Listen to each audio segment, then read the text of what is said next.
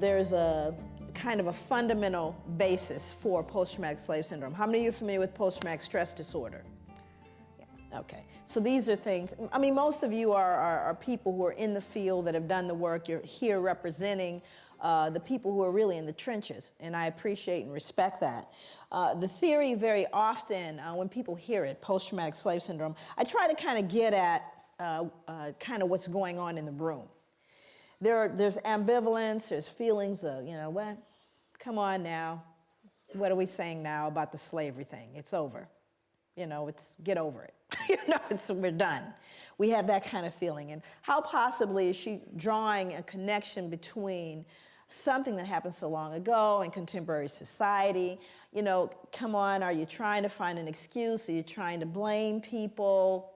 You know, these are the natural kind of knee-jerk reactions to hearing the term post-traumatic slave syndrome.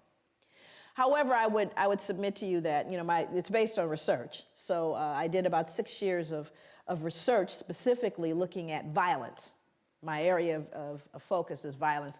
And I'll cover that in my PowerPoint. Also, some of you may not be able to see points of the PowerPoint, but we're going to make it available to you. So you don't have to worry about it. There's a website where you'll be able to download my PowerPoint. Isn't that correct? Did I say that right? Okay, so that part you don't have to worry about. But I kind of want to set the ground so that we can all advance and move forward together.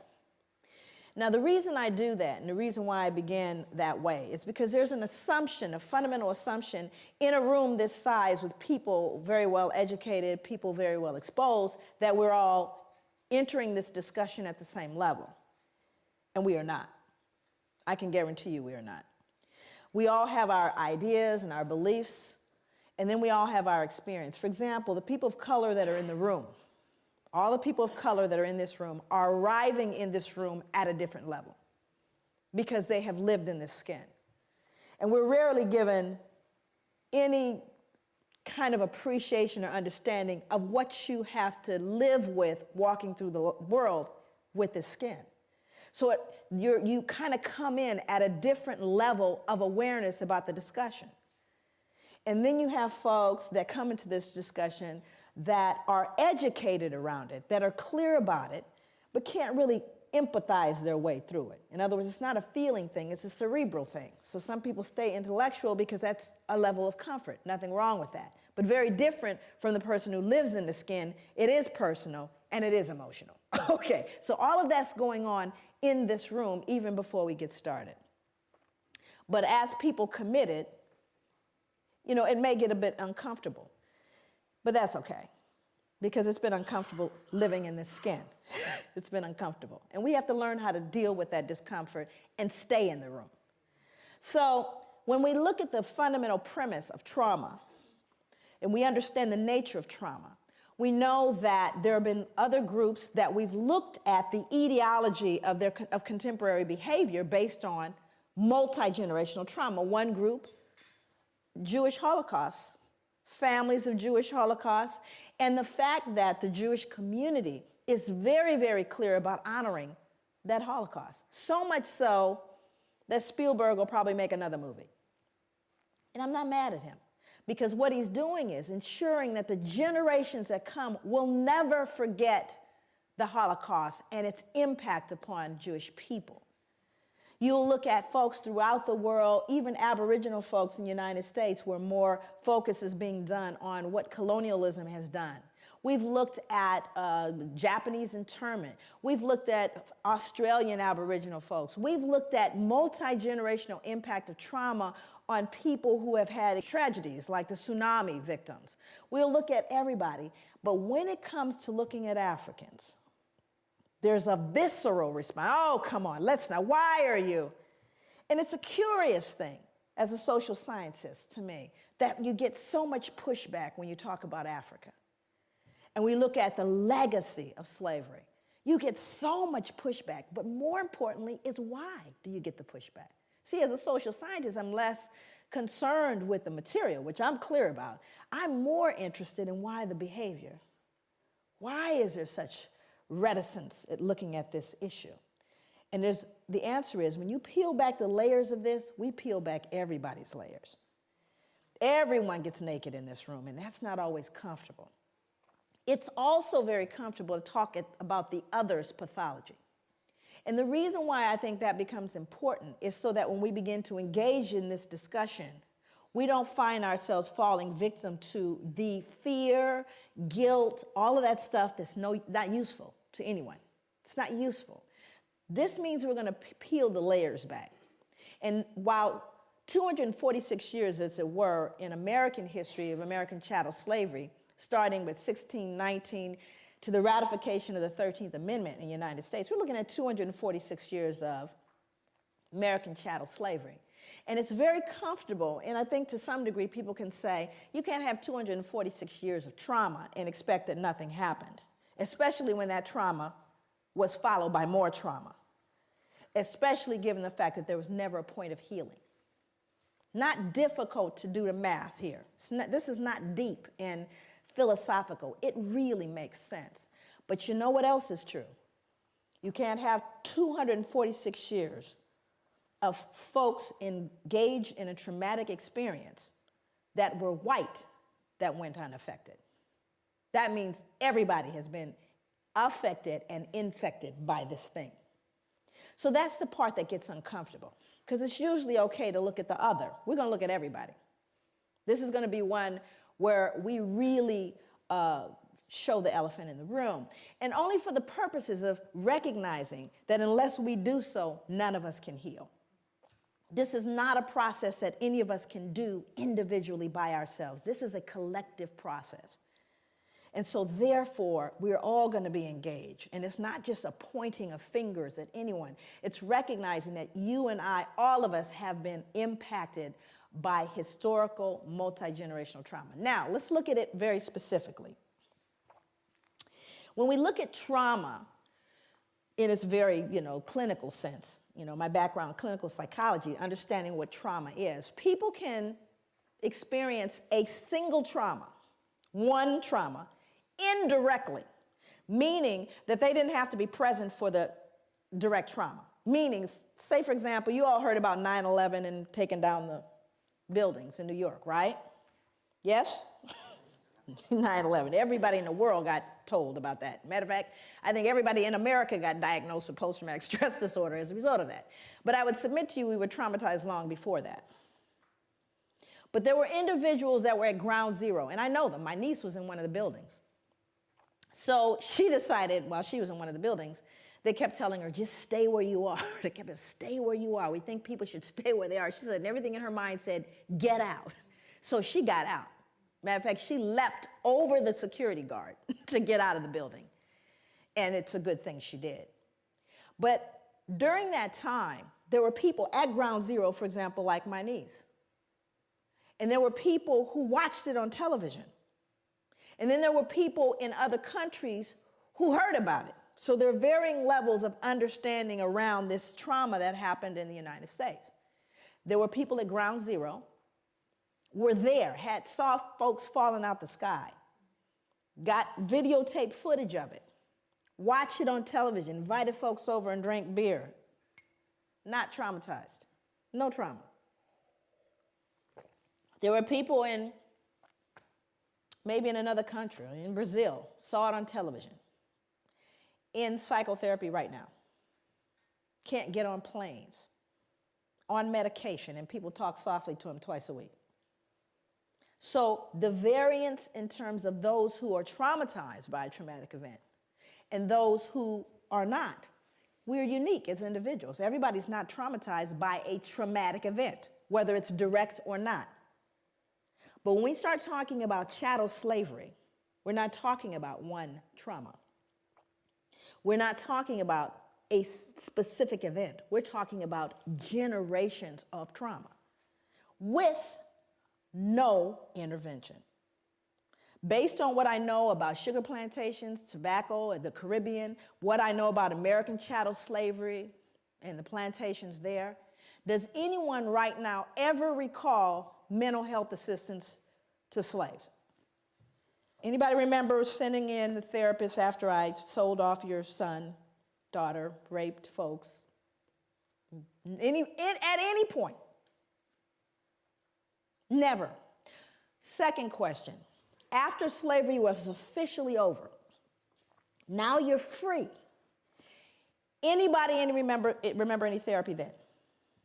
We know it's been rough, it's been deep for you, it's been difficult. We're going to do a little group therapy. Anybody remember that? That would be no. Number 3, after slavery officially ended, both in the States, in the Caribbean, the British ended, do you remember whether or not trauma continued? Did the trauma continue for people of African descent? I need to know. Okay, so now let's do the math. Hundreds of years of trauma, no treatment. Freed, more trauma, no treatment. What do you do the math?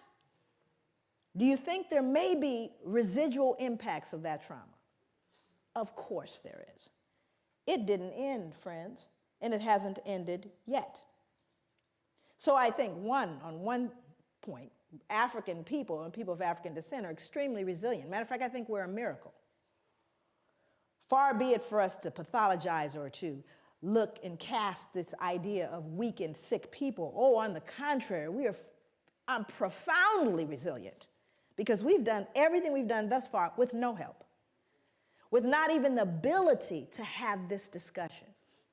As though it were possible, we escaped injury in all those hundreds of years and the years that follow. So this kind of journey I'm going to take you on is going to be one that really gives a perspective on what this trauma was, what it looks like, and clinically, what is post-traumatic stress disorder? What does it look like?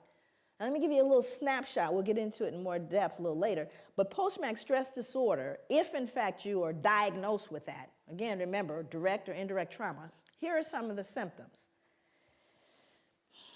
A feeling of foreshortened future. Now, what does that mean? A feeling, well, you're not going to live long. How many of you are running into young people that don't believe they're going to make it past their 20s? Feeling of foreshortened future. Exaggerated startle response. Outbursts of anger. Difficulty falling or staying asleep. Hypervigilance. Right? These are symptoms of post-traumatic stress disorder. This is like DSM stuff, Diagnostic Statistical Manual Mental Disorders. It's in there. And there's a whole listing of all these symptoms. Now, I want to roll it back so you can understand what the transmission theory is, because I'm going to talk about transmission.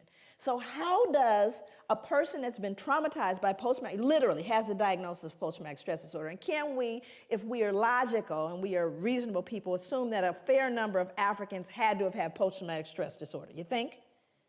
I'm not talking about us, I'm talking about them. Untreated, though, right? Okay, so now let's do the math. Mom, who saw dad sold or sister raped, has post-traumatic stress disorder. Still mom, though, right? Only mom now has outbursts of anger, feeling of foreshortened future, difficulty falling or staying asleep, hypervigilance. That would be mom. Now, Johnny or Mary or Shaquisha did not have the original trauma. But what are they learning? This is called social learning theory. What am I normalizing? Exaggerated startle response, outbursts of anger. Are you following me? So I didn't have to be traumatized. Now, the other thing is, do you think Johnny and Mary got traumatized too? Do you see? So what happens in your environment, you learn from the significant others in your environment. And if they're broken, guess what you're going to be? You're learning from broken people. And you're normalizing that behavior. And then it becomes, years later, 2008, that's their culture. That's just the way they are. That's their culture. So there's poison in the cookies, right? But how are you going to tease out that poison? That means you have to look at the etiology of the behavior, which is what I spent many years doing. And it's not rocket science. This is not deep. Like I said, this is not required that, someone has, it's just common sense. How many of you in the room think you can cook? Come on now. I know it's a strange place. You all have the oddest food in the world. I'm trying to tell you that now. Those of you that know how to cook, who taught you how to cook? Mom, dad, family. Who you think taught them? Hello, social learning theory. You learn from those in your environment. And if they couldn't cook, yeah, likelihood is you can't either. Okay. So there's things that we don't question them. This is what goes in the curry. What are you talking about?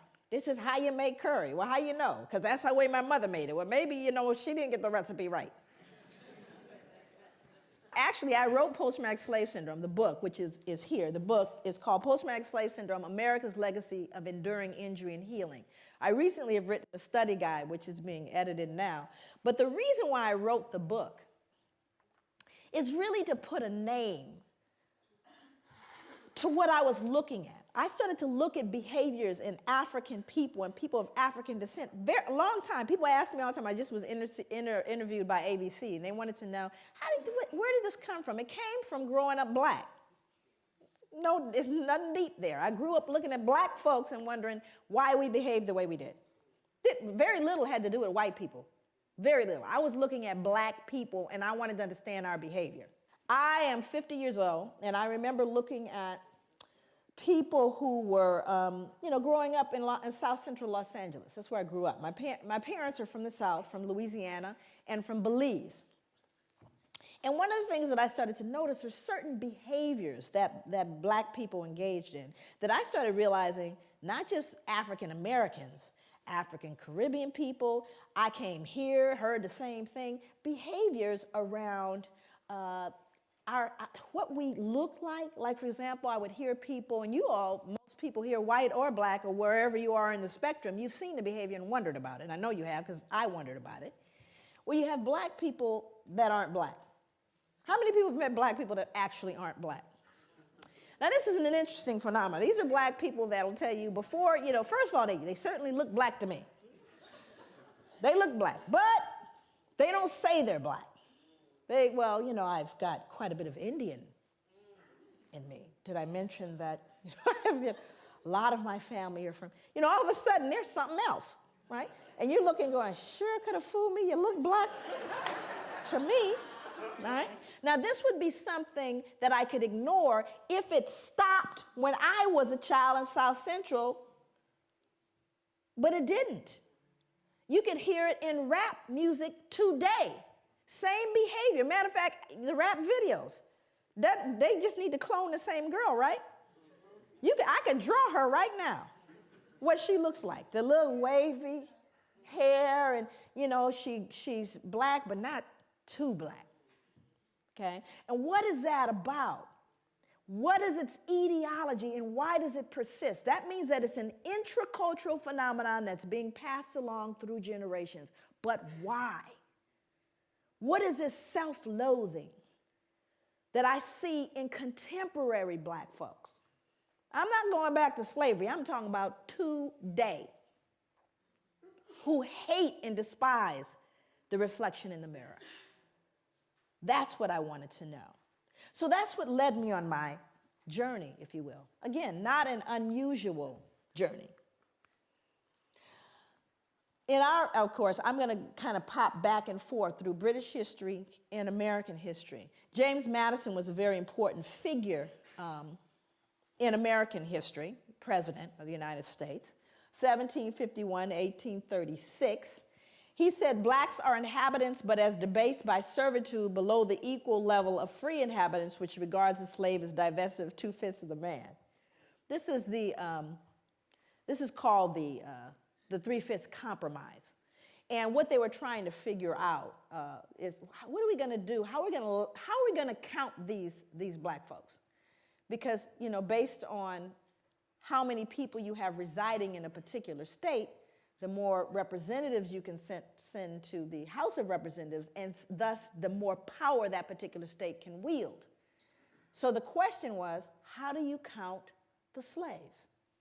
Well, Southerners, who of course enjoyed slavery, they wanted to count them. They said, yeah, count them. That gives us more power. Where the Northerners saw it as an opportunity to abolish slavery, said, well, you can't count them because you don't consider them human. How can you count people who have absolutely no freedom that you do not count or treat as human beings? So the agreed upon solution is to count 3/5 of a state's total slave population. And so as a result, they became 3/5 of a man, divested of that. But it's almost as though you're not talking about a human being anymore. And that's what's scary about this. And I always start my talks by saying that when you see folks dressed up like this, and I know you all see a lot of them, you should get worried.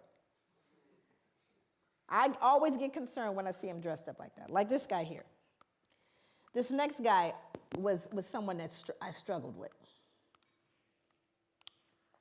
You all know him, Richard Oswald. He's the son of a Presbyterian minister, international trader of enslaved Africans. What's so deep about this gentleman is how wealthy he became as a result. He would be worth, based on the 1700s, right now he would be worth 68 million. Based on the number of slaves, the slave trade and colonies, ships, all the stuff that he basically utilized. But again, these folks are held in high regard. When I read about him in your history, you would never know. Google him. You'd never know the ugly trade that he was engaged in because we've sanitized it, you see. It all got kind of sanitized. But what's important is to understand the wealth amassed. And see, this is where people get afraid, particularly Europeans. This is where the whole, oh my God, dare I say the big ugly word, most folks are afraid of, because we don't really care too much about the healing. That healing stuff, go on and get better, you people. But don't try to touch the resources. That would be reparations. We don't want to have that conversation. We're okay if you all go heal, however you're going to do that. But let's not talk about the reparations story. But when you start looking at the wealth amassed, and then you got to look at the Church of England. It gets real ugly, because then you start realizing what is a foundation for the Church of England. Folks that blessed the slave ships. And then, of course, and this is interesting about John Newton, because we all know about, the first thing you hear, John Newton, what's the next thing you hear? Amazing Grace. John Newton, Amazing Grace. Well, let's figure out what happened before he got Amazing Grace.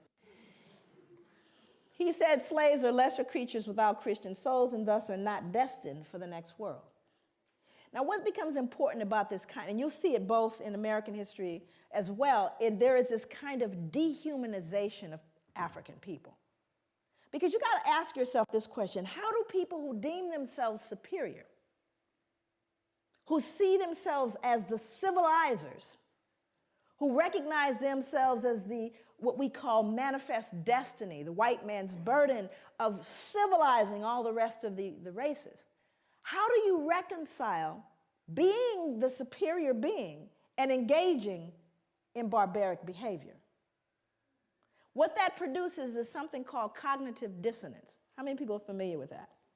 Cognitive dissonance is really thinking discord. It's when you begin to feel conflict between what you believe or understand or hold to be true, and you are then faced with behaviors, either in yourself or others, that conflict with your fundamental belief.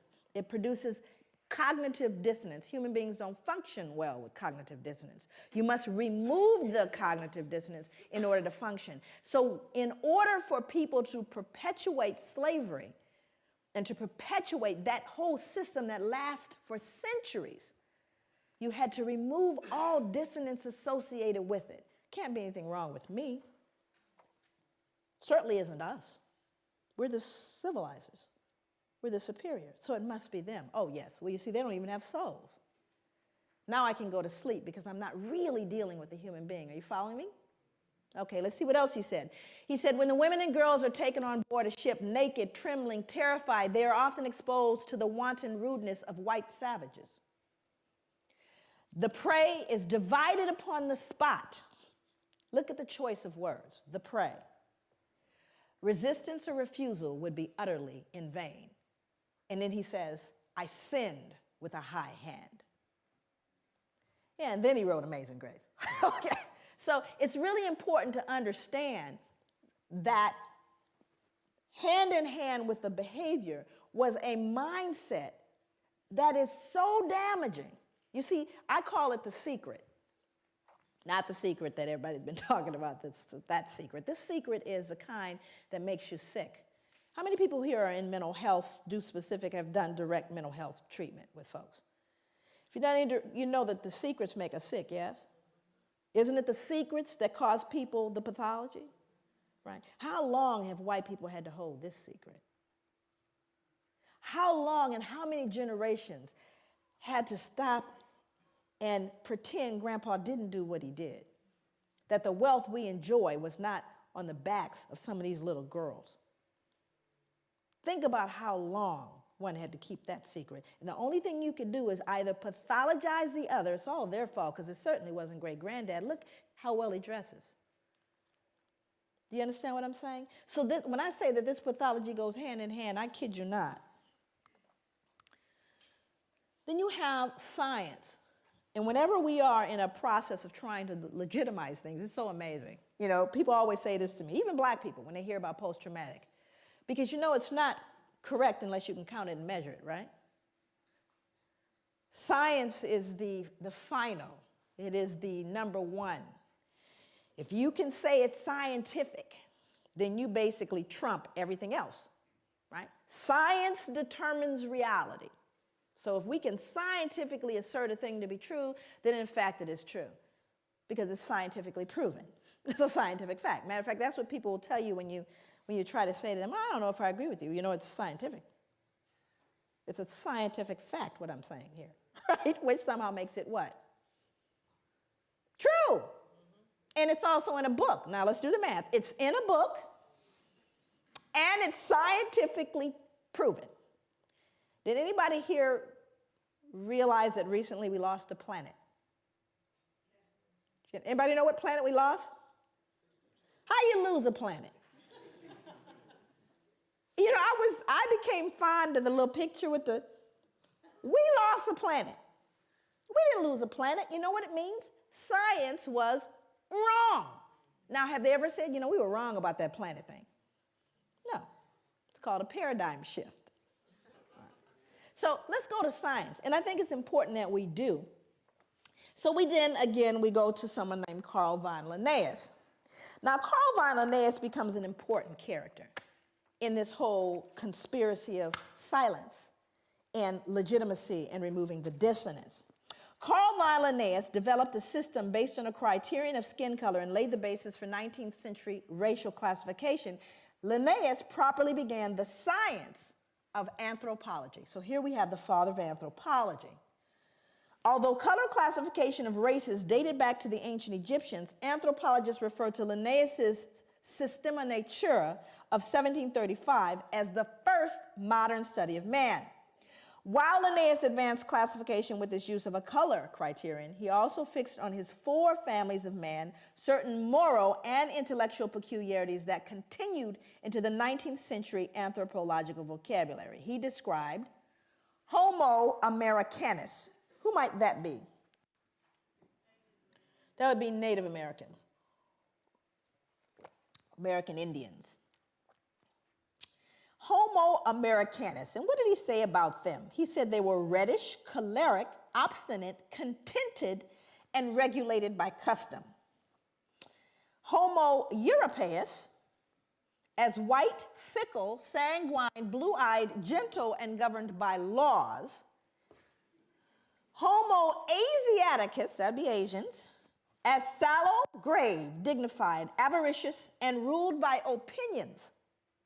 And Homo Afer, as black, phlegmatic, cunning, lazy, lustful, careless, and governed by caprice.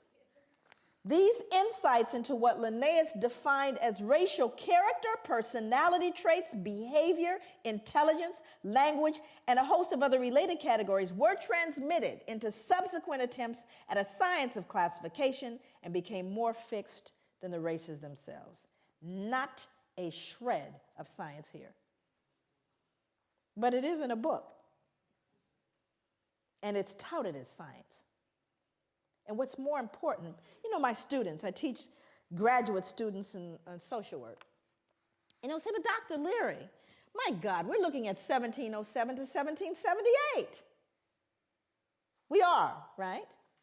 After all. But do you not hear these same attributions today? You know, those blacks, they're lazy, you know, all of the exact same, am I telling the truth? In your newspapers, in your accounts of them, do you not hear these very same things? So does it matter that it started in 1707 and 1778 and has no scientific merit? That's multi-generational, is it not? It's being passed along. Part of the swallowing into the social gullet. Those are the beliefs, you see. So it doesn't matter whether it's true or not. And thank you, Carl von Linnaeus. Again, he's removing the cognitive what? Don't they deserve to be treated the way we treat them? Have we not just justified what we've done? After all, I just told you this is who they are. We're not wrong. We're just trying to keep the domestic tranquility. Makes sense. I'm having a clicker thing. There we go. Johann Friedrich Blumenbach. Just look at him. He's not right. We could tell already. But he had to contribute his part as well. He says, now this man, Johann Friedrich Blumenbach, he was an individual. How many of you are familiar with the term Caucasian? Oh, yes. Then you know Johann. He would designated 5 races or varieties of man in the second edition of his work on the natural variety of mankind. His division into Caucasian, Mongolian, American, Ethiopian, and Malayan races, with the added Carl von Linnaeus descriptive peculiarities, became the subsequent basis of most 19th century anthropomedical studies. While Carl von Linnaeus founded his system principally upon skin color, Blumenbach considered a combination of color, hair, skull, and facial characteristics as fundamental means for classifying the 5 varieties of man. Central to his study was the Caucasian, a term which he originated. He took the name Caucasian, listen for the science, from Mount Caucasus because its southern slope had cradled what he felt to be the most beautiful race of men, the Georgian. The Caucasus near Mount Ararat, upon which the biblical ark came to rest after the flood, seemed the appropriate source for the original race of man. No science yet. Now I'm going to quote him. These are his words. For in the first place, the stock displays, as we have seen, the most beautiful form of the skull, from which is a mean and primeval type the others diverge by most easy gradations on both sides to 2 ultimate extremes. That is, on the one side, the Mongolian, on the other, the Ethiopian. Besides, it is white in color. Anybody here ever met a skull that wasn't? Besides, it is white in color, which we may fairly assume to have been the primitive color of mankind. Zippity-doo-dah, no science, nothing to found this whole thing. He figured white skull, humanity began white. It's scary, but it's in a book, and it's touted as science, and we swallowed it without question. But race is a concept of society that insists there is genetic significance behind human variations in skin color that transcends outward appearance. However, race has no scientific merit outside of sociological classifications. There are no significant genetic variations within the human species to justify the division of races. Mankind is one. We are one humanity. Isn't it a shame that we are still debating that in 2008? But the reason why we continue to debate it is we still try to reconcile the ugly stuff that we've never dealt with. We still want to say they deserved it, so no one has to feel bad about all of those little babies dying and ignoring the ravages of Africa and killing young black males and urban cities, and disproportionate imprisonment and disproportionate disparities in health. Oh, it must be their fault. How do you reconcile it? You see, rather than deal with it, we just continue to try to justify the behavior. Thomas Jefferson, you all know him? Yes, he's one of my favorite people, actually. I close out my book with a soliloquy from Thomas Jefferson. I actually end my book with it. Because Thomas Jefferson made a statement. Here's a man highly regarded in the United States. I mean, there are more statues of him than probably anybody. And he made a statement towards the end of his life, he says, "Indeed, I tremble for my country when I consider that God is just and that his justice cannot sleep forever." You see, it haunted him to his grave because Thomas Jefferson knew. He knew what would happen. Matter of fact, he predicted exactly what we're dealing with today would happen between people of African descent and those of European descent. Predicted it. He was a bright man. How do you reconcile behaving in such a barbaric way? Well, let's see what he said. He said blacks smelled bad and were physically unattractive. Well, this was inconsistent with his behavior because, you know, he fathered slaves, Sally Hemings. So they didn't smell that bad, huh? Now, here's a more important one. He said we required less sleep. Now, that one's more interesting to me. Why would he need to? What dissonance was he feeling that he would need to believe that blacks required less sleep? Why? What did he do? You know, he owned slaves. So what do you think? How hard do you think he worked them? What was a work day for a slave? Sunrise to sunset. But do you have any empirical evidence, Joy? Can you prove that? Because you know, if you can't write it, you know, count it and measure it, it didn't happen in European culture. Is that correct? You got to count it and measure it. How many of you have measurable objectives? Measurable outcomes. You better measure it. I don't care if you tell them. Can you tell your boss really, truly, at the end of the year, we're doing better now? I've been to work every single day I've watched, and I can guarantee you we're doing better. Is that going to fly? That would be no. That means you have to count it and measure it. And if you didn't count and measure, it didn't happen. So when you start looking at the notion of requiring less sleep, that's an interesting thing because I have to believe if I work you that hard.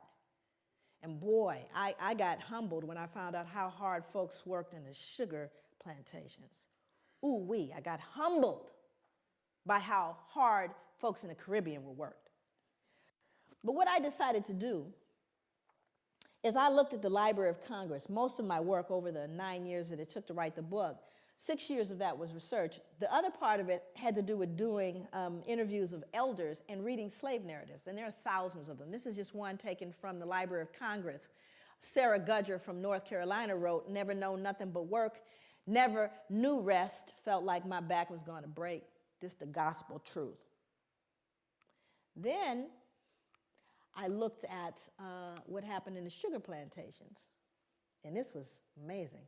One final set of grim numbers underlines the way slaves on sugar plantations like Codrington, was a plantation in Barbados, were systematically worked to an early death. When slavery ended in the United States, slaves imported over the centuries had grown to a population of nearly 4 million. When it ended in the British West Indies, total slave imports of well over 2 million left a surviving slave population of only about 670,000. More than twice as many slaves were shipped to the island of Jamaica alone than all 13 North American colonies combined. The Caribbean was a slaughterhouse. In fact, the reason why there was more importation of slaves to these plantations is because they died so frequently. They were treated so badly, ate so poorly, that females never reached their menstrual cycles. They never actually started their menstrual cycles, so they couldn't reproduce, you see. And so many of them died, they had to import more. That's how treacherous was, you lazy black folks that you are. Isn't that ironic, though? What's so ironic is black people run from the shame of feeling like they're perceived as lazy. I mean, I live with that so much that when I would go to hotels, I would leave it cleaner. Because your mother, everybody's mother taught you, leave it cleaner than you found it. So black folks are so hypersensitive, I was cleaning up the hotel room. Because I wouldn't want anyone to think I'm dirty, right? Now, other people in the audience that are of color, how much harder did your parents tell you you had to work to get to even? How much harder? You had to work twice as hard. Now, how come I knew that about you? How come I knew that? Think about it. And yet, at the same time, white people think we're lazy, you see? But we're so hypersensitive because of the shame, right? And then our ancestors were worked to death to death. Recently, they unearthed the slave cemetery. They unearthed actually a slave cemetery in New York City. It's on Wall Street, by the way, in the shadow of the bull. Unearthed the slave cemetery, and they still to this day they're struggling. They recently, have done a lot in terms of commemoration. I went to it took me everything to get to it. They had it blocked off so you couldn't get to it, but because they didn't want to deal with it. You can't just bulldoze a cemetery. So here in all these skyscrapers, in the middle of it is this little cemetery, and there are slaves in that cemetery. More important than that was what the bones told us, because now you got CSI. Hell, I can go in there and tell you what's going on now. So with the CSI thing, now they've discovered a little bit about the bones. And to me, the most phenomenal thing about the bones is what they told us about those people and how they live. Majority of the people in there were children, infants and children, high mortality, infant mortality rate. They even know what they died of. Died of malnutrition and starvation, because they could tell by the rotting of the teeth and the jawline. So even though they most likely grew food, they weren't allowed to eat it. And then they found something even more peculiar that speaks to this idea of why he believed we required less sleep. They would show a large frame man, and they would find an injury where the muscle actually detached itself from the bone as a result of exertion and not injury. Stay with me. It detaches itself from the bone as a result of exertion. That means you work so hard, the muscle detached itself from the bone. You don't see those kind of injuries in contemporary society because no one's going to work that hard. Unless, of course, you have a gun trained on you from sunrise to sunset. So we do have empirical evidence of how hard folks worked. Then he went on to say that we were dumb, cowardly, and incapable of feeling grief. Why would Thomas Jefferson need to believe that? Why would he need to believe we didn't feel grief? What was he doing, do you think, that produced cognitive dissonance? You were killing people. Not only were you killing people, beating them, you were selling them, yes? Selling mothers away from their children and husbands away from wives. And surely they don't feel it, because if they felt it, that would make them human like me. So I simply say, and you see, it's not even so much that he said it, but he was an important person. If Joe, nobody said it, but he said it. So what do you think the rest of the folks, uneducated laborers, believed? Well, they don't feel grief, After all, Thomas Jefferson says they don't. So he becomes a critical person in making those statements. But you see, it was all to relieve and to settle the conscience that he died with. But these become very important as you see how these things move forward. Then there was J. Marion Sims. I won't spend a lot of time with him. He's another figure. You can Google him. There's a statue, actually, of him in Central Park. And J. Marion Sims was an individual credited. He was a father of modern gynecology. How many women in here know what a vaginal speculum is? And for those men in the room that we lost, a vaginal speculum is a device designed to open up the vagina. It was considered one of the most important advancements in medicine that was made. He was credited as being the wealthiest wealthiest physician to have ever lived. And what's interesting about him, look at the medals pinned on him. I was just very curious about how it was they regarded this man, because no one ever really looked at how did he come up with that vaginal speculum. The way he did it was he actually worked on did experiments on unanesthetized slave women. He created a makeshift hospital in his backyard in the mid-1800s. He built the first vaginal speculum from a pewter spoon. And he reasoned that slave women were able to bear great pain, meaning we don't need any anesthesia, because their race made them more durable, and thus they were well suited for painful medical experimentation. We didn't even, because we didn't feel like other women could feel. This man would cut into women, cut into them, and just said, well, since they're black, they don't really feel it. Unbelievable. And more importantly is what he did to infants. Because not only did he experiment on women, he also experimented on infants. He said that black infants suffered from something he called trismus nascentium, which is now commonly referred to as neonatal tetanus.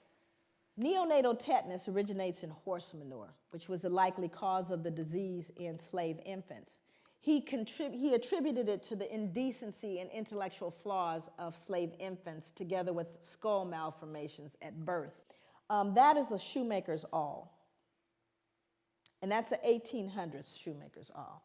He would stick that into the heads of brand new infants in an effort to realign their skulls based on the indecency and intellectual flaws of their parents, to treat the malady. Of course, it was 100% death rate. But that's what he would stick in the head of a baby at birth. And so these are things that are so horrific that you can't possibly wrap your head around it. And this man is, just Google him. And I think to myself, if I were up here in front of you right now, and this is going to become very important as I move into the other slides. If I stomped a puppy to death out here, up here, just a little puppy, and stomped it right here to death in front of you, most of you would need therapy. And I would be arrested probably faster than killing a black man for killing a puppy. How could you do that? Do you realize how much dissonance you have to remove in order to stick that into the brain of a child? More importantly, the child can no longer be human. Are you understanding what I'm saying? The reason why he could do it is they weren't human. They didn't even feel pain. That's what this man believed. Now, you may look at that and go, those are horrific things from the past. There's a book out right now, not table reading. It's called Medical Apartheid. This is written by Harriet Washington, came out last year. This book chronicles the experimentation on black people up to contemporary day. See, we want to look at the Tuskegee experiments. We want to look at Sims and go, oh, that just still going on. Implicated, Harvard, Johns Hopkins, because we weren't what? Human. So that dehumanization is something that we really got to appreciate. Went on for a long time. Can you go back? Back one more.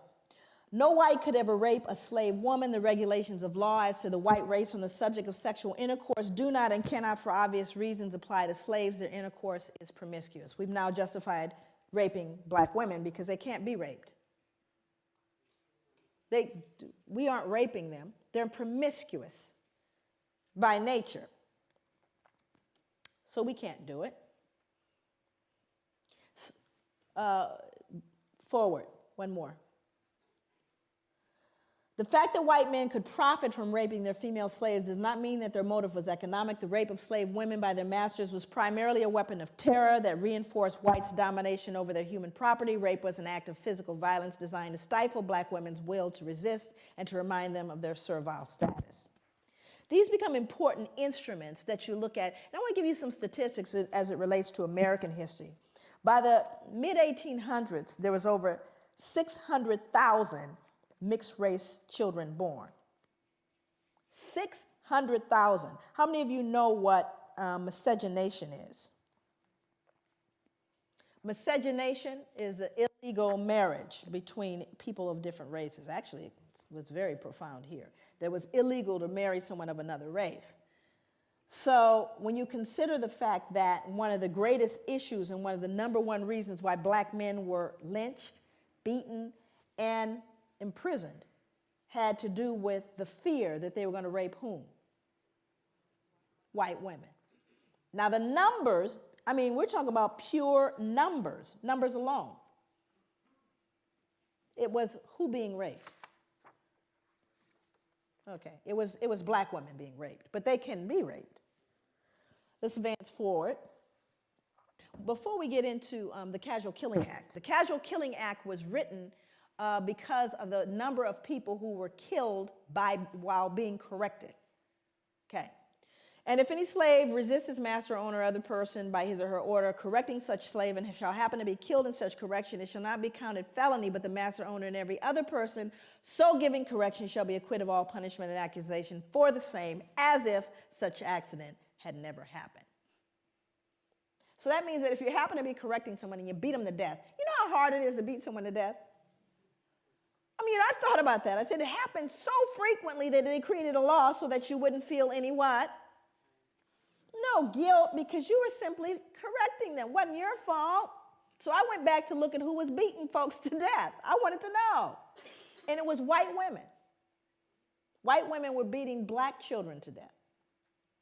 That's who was being beaten to death. But it wasn't her fault. She was just correcting them. You see, what we do is we rob ourselves of our own humanity when we refuse to look at this stuff. We rob ourselves of our humanity. And that's what people didn't know happened. Going forward, one more. Then you had the mental health folks. This is how we got in. We got in to try to fix it.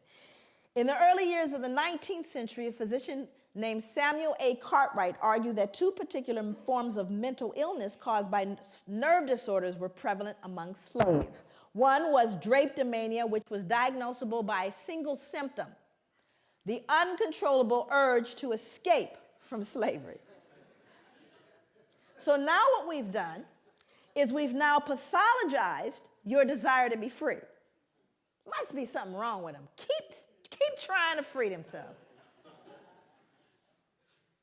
And again, it would be funny if it weren't in journals. You see, all of this is to remove the cognitive dissonance. Now we have, look at all the people joining in. You got Linnaeus, you got anthropology, you got physicians. All of them saying, they deserve it. It's not us. We don't need to adjust anything. And if they just tried harder, how about you people just pull yourselves up from your bootstraps? What's the matter with you? The playing field has been leveled.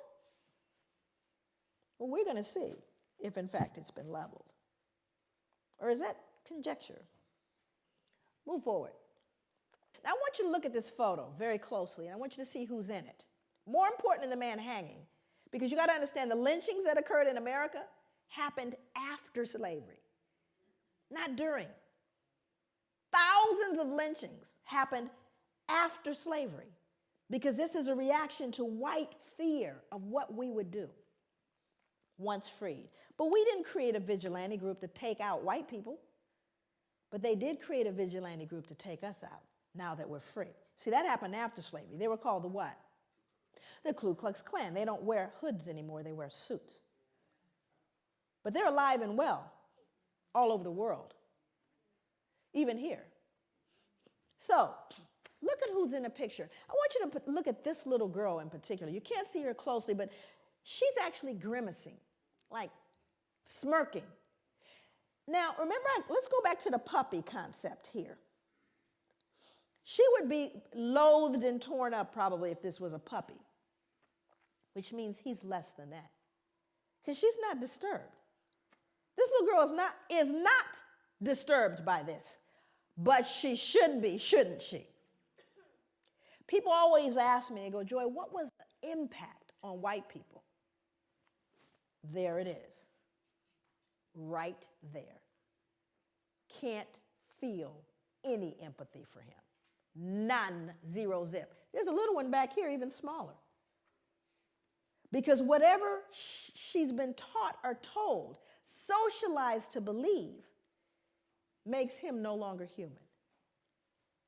That's the greatest danger to white people, is that they can't feel it. And there's a reason why white people can't feel what we're talking about. My God, what would you then feel? It's tough. So I've got to believe, oh, it's all over now. It's not my fault. I don't benefit. It's not a big deal. Let's move on. It's not all of those things. But we don't say that to Jewish people. I dare you.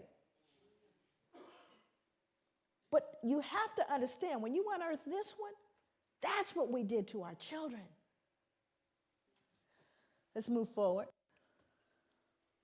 This is a similar photo to the one that is used in Denzel's movie. Now, and again, most important, this is a man that's being burned. Also, I won't read the depiction, but there are newspaper accounts of this. It's written in a book called 100 Years of Lynching by Ginsburg. No pictures, just newspapers that say not only did they burn him, they decapitated him, cut him into pieces, and used parts of his body as things to put on mantles. So people would say, get me a tongue, would you, or a liver, a little crisp, so I could put it on the mantle. Now, again, I want you to look at the folks.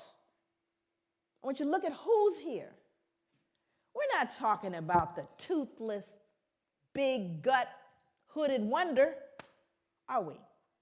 We're looking at plain old, common, dressed up folks.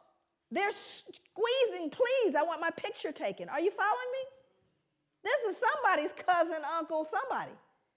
And the ability to do that, dehumanize this man and rob them of their humanity all at the same time. All at the same time. That is the most dangerous, treacherous thing that could happen. What did Hitler do? He dehumanized human beings, put babies in ovens. Anything that robs us of our humanity is a danger to everyone. And that is what's going on with people of African descent all over the world, because not only did it get done here, but who did we tell? The entire world we told these people don't deserve any value. Everyone wants to be American, not y'all. But when we go, I literally go to countries all over the world. America sets the standard, and thank God for what happened later. Let's move forward. So a lot of people start saying, well, y'all got free, right? Y'all are free, everything's fine. Because see, whenever you talk about post-traumatic slave syndrome, people get locked there. So there's a myth that after slavery ended, the playing field was leveled. Was it? Remember, all the lynchings occurred after slavery. That wasn't during, after slavery. So you had black sharecropping. Now, we didn't get a lot of black history in our schooling. I have 4 degrees, and 3 of them advanced degrees. Never did I get black history. I got about 2 pages of black history, and one page was a picture. And there was a picture of the little folks with the cabin. You probably saw the same picture. It's a little cabin, the little guy on the porch with the banjo, little children running, frolicking about, eating watermelon, right? Everybody happy? And we certainly need little Mary and little Johnny to believe that they were happy. The slaves were happy people. And they had a nice place to live. Because we couldn't have them feeling cognitive what? Not little Mary. She can't start questioning what Grandpa did. So I want you to see this, because those are leftover slave quarters. He's a sharecropper. So now let's go back and take a look at sharecropping. Now these are folks that were slaves, no longer slaves, decided I'm going back to be a sharecropper on the same plantation that I was enslaved. Why would you do that? Let's move forward. Here's why. Because when you did try to leave, and you go north, because you're free. I want you to go north now. I live in Oregon, right? That's where I live. Here we go. No free Negro or mulatto not residing in this state at the time of the adoption of this Constitution shall come, reside, or be within this state, or hold any real estate, or make any contracts, or maintain any suit therein. And the Legislative Assembly shall provide by penal laws for the removal by public officers of all such Negroes and mulattoes, and for their effectual exclusion from the state, and for the punishment of persons who shall bring them into the state or employ or harbor them. This was repealed November 3rd, 1926. My father was alive. Section 6 said, if any free Negro or mulatto shall fail to quit the country as required by this act, if guilty upon trial, shall receive upon his or her back not less than 20, no more than 39. We'll beat you. That if any free Negro or mulatto shall fail to quit the country within the term of 6 months after receiving such stripes, he or she shall again receive the same punishment once every 6 months until he or she shall quit the country. We're going to beat you till you leave. But you're free. The playing field is leveled. Pull yourself up from your bootstraps. Are you following me? So he went back to the plantation. Let's go back. He went back to the plantation to be a sharecropper because that's the only place he could live. But he can't read or write because it was illegal to educate a slave. So I'm illiterate. I go back and I say to the slave owner, who past slave owner, okay, now I'm coming back to work for a fair wage because I'm free. And the slave owner says, sure, you can come back. So here's what I'm going to do. I'm going to advance you seed, tools, and a mule. In other words, you know, I am going to give you that grant that you want. And we're going to let you work with that. And at the end of the year, we'll settle up. Well, the grant's never enough, is it? And so at the end of the year, he's found owing. And what must he do to pay off that debt? He's got to work it off, yes? And his children have to work it off, yes? That's called debt servitude or another form of slavery. But you all are free. What are you whining about? Let's move forward. Move forward. So, well, can we lease them? Now, everybody wants to know big issue. You have overrepresentation here. Guess how I know? Overrepresentation in the criminal justice system has its etiology. It was big business then. It's big business now. You're going to get free labor one way or another. New slavery is imprisonment. Well, let's see. Why was this? It was so successful. By the mid-1898, nearly 3/4 of Alabama's total state revenue came directly from this institution. Well, of course, I wanted to do research on what they did because they're free. But now we're arresting them at alarming rates. And for what? 12 years for vagrancy, loitering, startling a white woman, looking menacingly at a white woman. That's what they got 10, 12, 15 years for. And many of them, 25%, died under convict lease, more than during slavery, because there were no protections, because now we have another label to justify our behavior towards them. And what's their new label? Well, after all, they're convicts. They're criminals. Don't they deserve it? Do you see what I'm saying? So when did it end, is the question. Move forward. You all heard about Katrina, yes? Yeah. See, I was there. My family's from Louisiana. I went to the 9th Ward. Sometimes you can't pay attention to what the news says. It's important to actually go eyeball what's going on, which was very interesting, because it was one of the most horrific events I'd ever seen and probably will ever see in my life. Well, black folks were just simply treated differently. Did you notice that? Here's the good news about Katrina. Everybody noticed it. So all the rest of the world where we learned, send us your poor, your huddled masses yearning to breathe free, your democracy, your equality. They said, what happened with that Katrina thing? All that stuff y'all talked about. Well, let me read this. This is from Associated Press, taken straight from the newspaper. In the front, actually, the top part here is actually a woman, but they think it's a man. Anyway, it says, a young man walks through chest-deep floodwater after looting a grocery store in New Orleans on Tuesday, August 30th, 2005. Same body of water down here, excuse me. 2 residents wade through chest-deep water after finding bread and soda from a local grocery store. Now, same event, same water. White people, black people. We've told you what you see now. That removes your what? Dissonance, because these people can't be perceived as looting. They're white people. White people don't loot. Now, the truth of the matter is, I don't care what any of them are doing. It doesn't matter, but I'm going to still the social conscience by letting you know, don't forget, this is a looter. Matter of fact, what you last heard was that they were looters and rapists. Did you not? So don't they deserve it? That wasn't back in, slavery though, was it? Now we're going to kind of move into operationalizing that to look at what is it, how do we begin to connect that behavior, that history to what we're dealing with and what you're dealing with right now and what we're seeing. And very often people say, well, is everything post-traumatic slave syndrome? Obviously, that would, trivialize all the work. We cannot lay squarely on the shoulders of post-traumatic all the problems that we see, nor can we place all the problems squarely on the shoulders of white people or any of the above. So hopefully we won't digress into anything that is that foolish in terms of a discussion. Because, that's another thing that happens in terms of trying to deal with the pushback around this. Then we move into extremes, and it tends to dilute the realities that are going on. So hopefully we're way beyond all that. Well, now she's saying everything is post-traumatic. No, I'm not.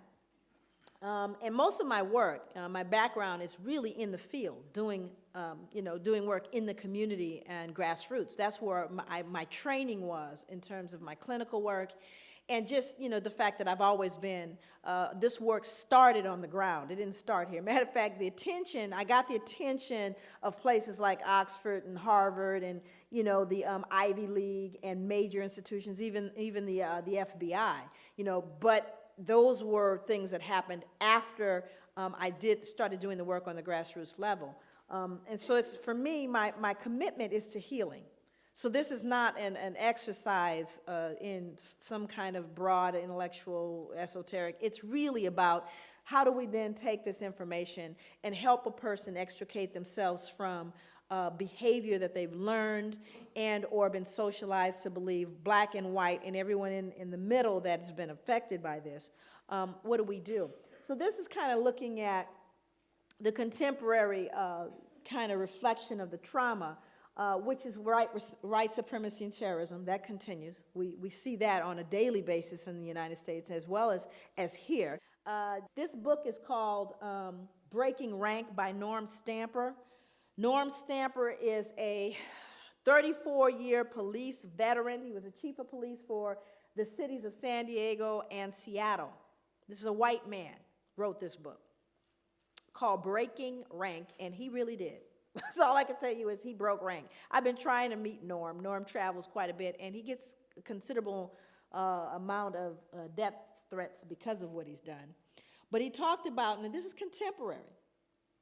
And remember, that's what we're looking at. How does it reflect itself today? I've heard some police officers refer to prostitute slayings or to the slayings of blacks as misdemeanor murders, employing an unofficial code for them, NHI, which means no human involved. Now, these are on telephone calls. These are on calls that you hear on police officers speaking, hey, what do you have? Well, we have an NHI. We have no human involved. It's a black person killed. Do you see what I'm saying? Again, the dehumanization reflecting itself in just their casual involvement with one another. San Diego cops confessed to a myriad other acts of discrimination, including additionally dehumanizing the references to blacks on a radio call, Justin 1113 nigger. 1113 is a code for an injured animal. How many people think they understand what racism is? Show of hands.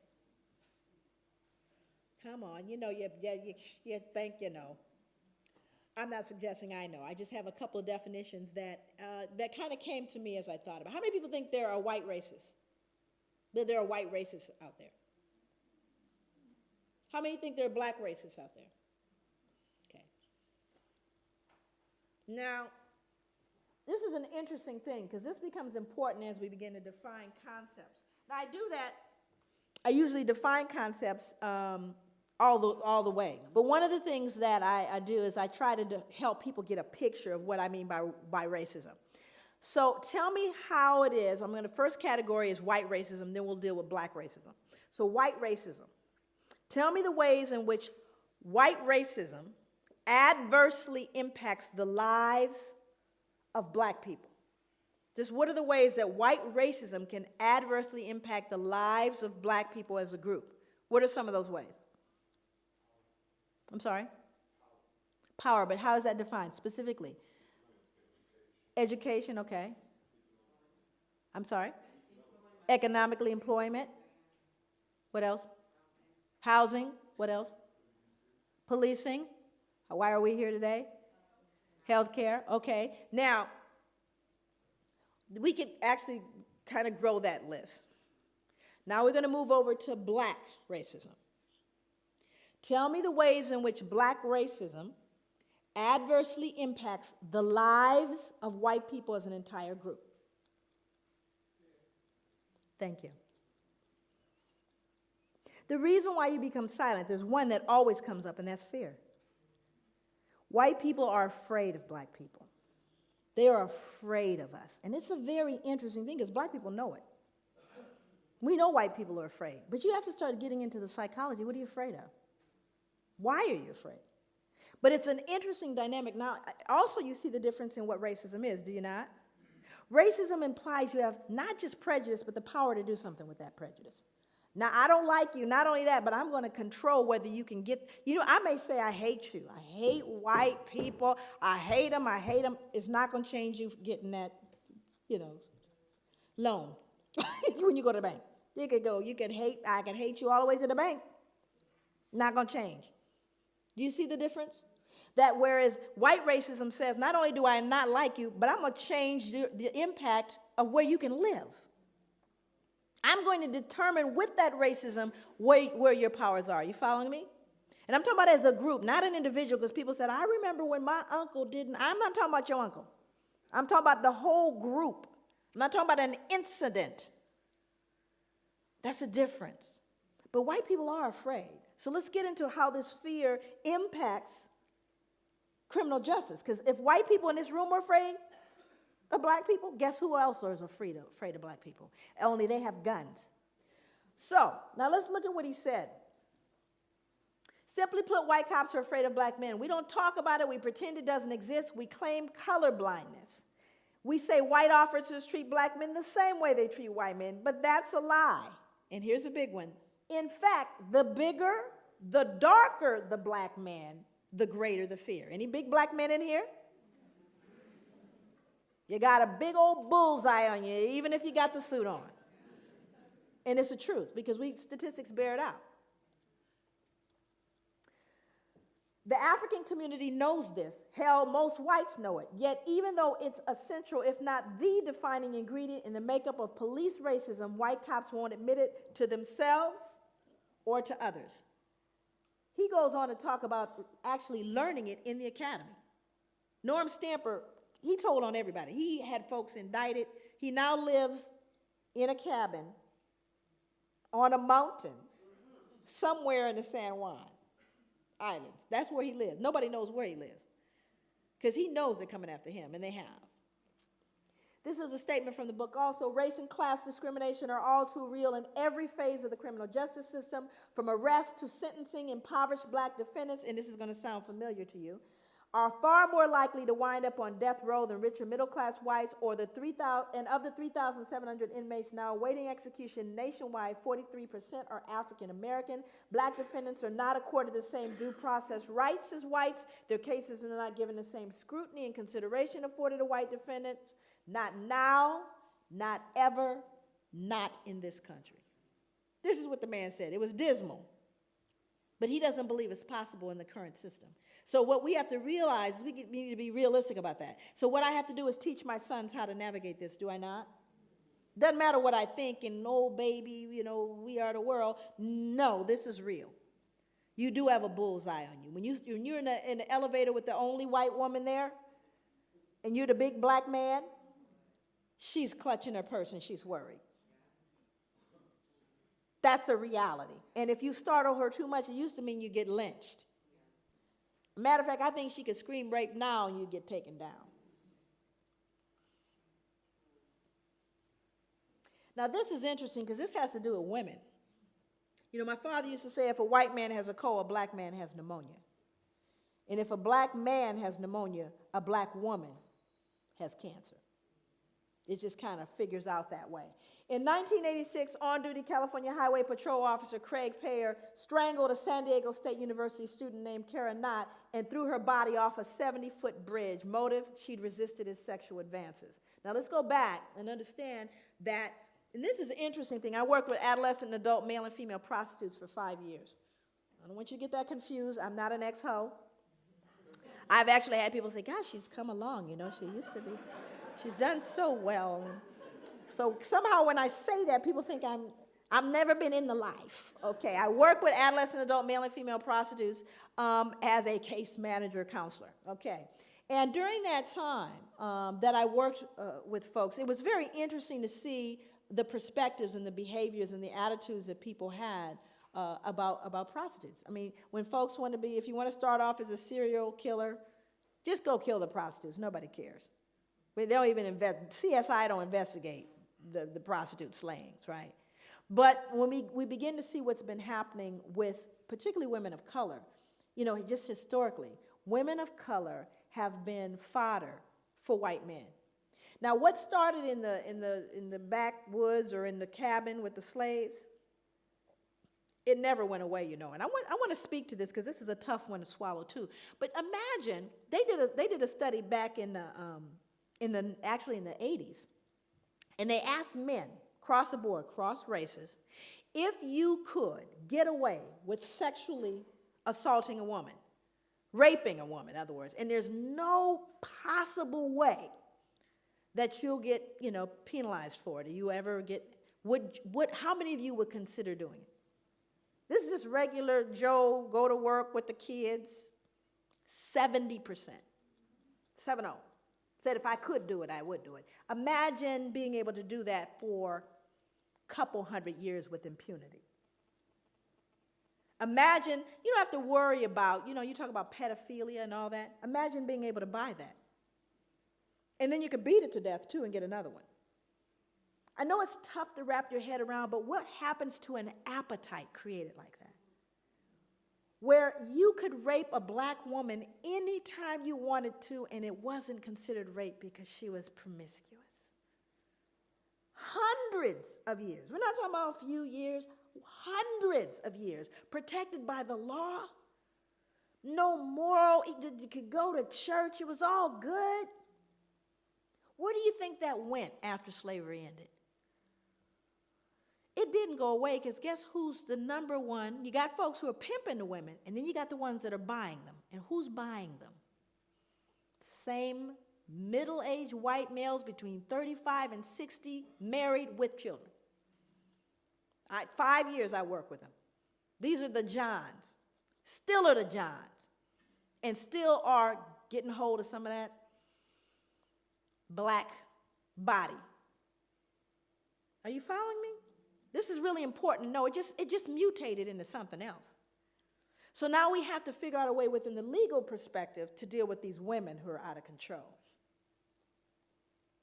My cautious guess is that 5% of America's cops are on the prowl for women.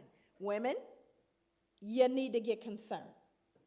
5% of any police department. In other words, they're folks who become police officers because they're predatory. That's why. Think about it. We know where pedophiles go, don't we? You go where there are children. Thank you. So we got to understand police officers, plenty of them are twisted. And I've worked for the last 20 years with police officers. Trust me. I'm always concerned about someone that deliberately wants a gun, aside from the short man.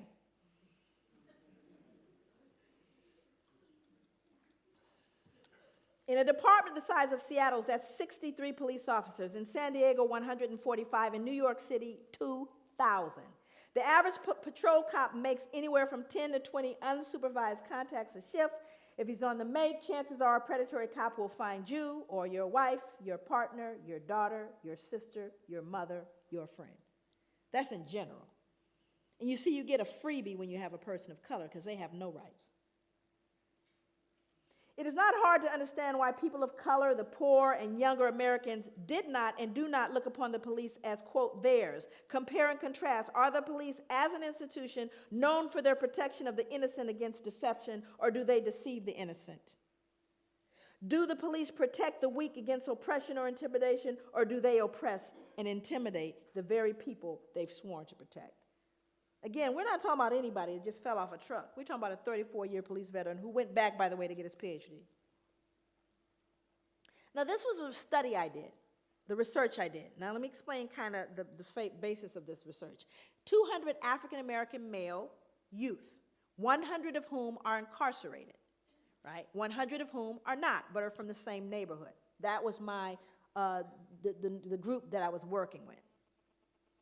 So one of the things that I wanted to do over here on the right side, what you see is my dependent variable, what I'm trying to predict. And what I'm trying to predict is the use of violence. So what I discovered was the most significant predictor of African American adolescent violence, when I did the multiple, in other words, I put all the variables together to see out what was most significant. The baseline variables are witnessing and victimization. We already know they're going to fall out because they're baseline. We already know that. Was respect. The most important predictor, respect. Think about that. How do you get respect as African-American male, period, but a male youth 16 in your society? How does he get respect? Got to get it, though, because he's not going to roll up in a corner and bawl and die somewhere. He needs to get respect. And as black people, I say this all the time, I'll end here, that we can ill afford to swallow whole what is called cultural. We can ill afford to swallow that because there's poison in the cookies. And the only way to get the poison out of the cookies is not someone from the outside looking in, but those who are living in this to be able to look at themselves and assess it with a level of dignity, a level of safety that perpetuates a sense of well-being and healing. Thank you so much.